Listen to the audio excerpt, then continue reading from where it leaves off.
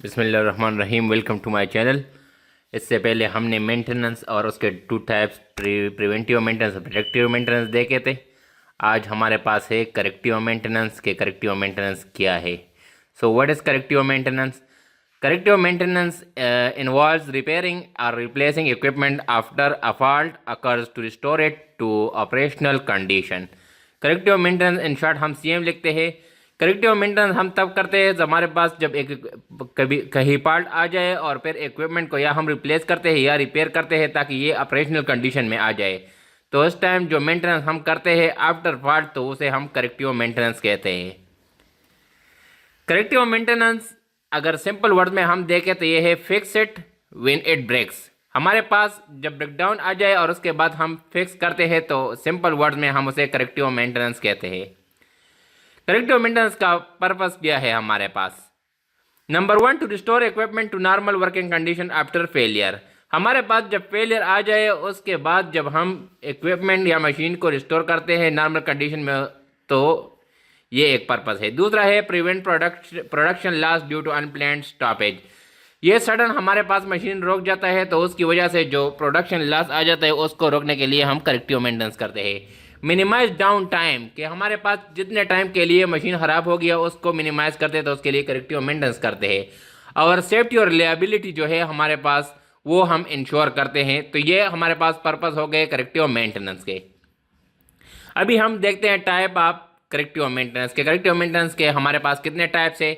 तो एक है इमीडिएट या or emergency corrective maintenance, repair are done immediately after failure और रिज्यूम कंडीशन ऑपरेशन क्विकली। हमारे पास जो है हम जब जल्दी एक मशीन और इक्विपमेंट को रिपेयर करते हैं तो उसे इमरजेंसी करेक्टिव मेंटेनेंस कहते हैं। दूसरा है डिफर्ड शेड्यूल करेक्टिव मेंटेनेंस। हमारे पास कोई फॉल्ट आ जाए और नॉन क्रिटिकल फॉल्ट हो कि मतलब उस मशीन के या हमें ज़रूरत ना हो या कोई और वजह हो उसकी वजह से जो हम मेंटेनेंस करते हैं उसे हम शेड्यूल मेंटेनेंस कहते हैं। करेक्टिव मेंटेनेंस वर्कफ्लो के हिसाब से हम देखते हैं कि क्या क्या हम फॉलो करते हैं। हमारे पास जब फॉल्ट आ जाए, मशीन रुक जाए, अलार्म ट्रिगर हो जाए या एबनॉर्मल बिहेवियर हम नोट कर ले तो वो फॉल्ट आ जाता है। फॉल्ट को हम रिपोर्ट करते हैं ऑपरेटर लॉग ब्रेकडाउन इन CMMS मैनुअल लॉग में हम रिपोर्ट कर लेते हैं फॉल्ट को। फॉल्ट डायग्नोसिस, फॉल्ट को हम डायग्नोस करते हैं, टेक्नीशियन इंस्पेक्ट करता है और रूट काज फाइंड करता है कि किस वजह से ये फॉल्ट आया है। नंबर 4 हमारे पास है प्लानिंग रिपेयर। हम प्लान करते हैं रिपेयर करने के लिए तो स्पेयर पार्ट वगैरह चेक करते हैं और रिसोर्सेज असाइन करते हैं कि उस पार्ट को हम रिपेयर करें। रिपेयर और रिप्लेसमेंट, रिपेयर करते हैं या रिप्लेसमेंट करते हैं तो उसके लिए जो एक्शन होता है उसे हम करेक्टिव एक्शन कहते हैं। नंबर 6 रिप्लेसमेंट या रिपेयर के बाद हम टेस्टिंग इक्विपमेंट करते हैं, इक्विपमेंट की टेस्ट करते हैं, उसकी फंक्शनैलिटी देखते हैं और उसकी सेफ्टी देखते हैं। Number 7 return to service. हम जिस लॉग में हमने ये फॉल्ट नोट किया था उसमें हम ये अपडेट कर लेते हैं रिकॉर्ड में कि ये हमने मेंटेनेंस कर दी है। लास्ट 8 नंबर जो है रूट काज एनालिसिस। ये हमारे पास ऑप्शनल होता है लेकिन हम रूट काज एनालिसिस करते हैं किस वजह से ये फॉल्ट हमारे पास आया है। अगर वो हम प्रिवेंट करें तो ये हमारे पास रिकरेंस नहीं होगी इस फॉल्ट की। तो ये हो गए 8 पॉइंट्स।